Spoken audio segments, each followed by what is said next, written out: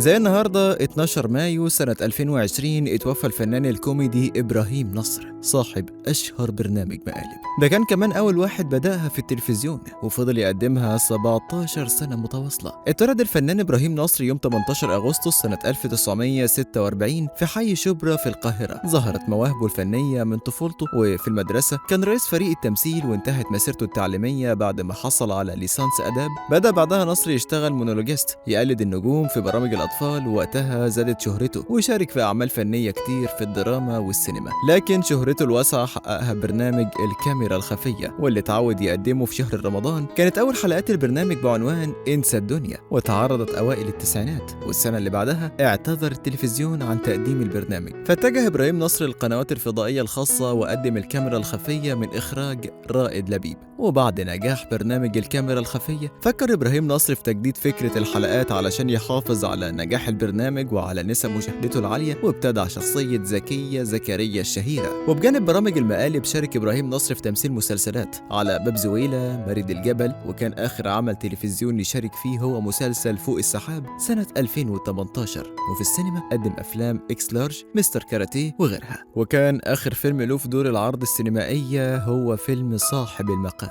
اللي اتعرض بعد وفاته. قول لنا على حلقة من الكاميرا الخفية لإبراهيم نصر لسه فاكرها وبتحبها لحد دلوقتي.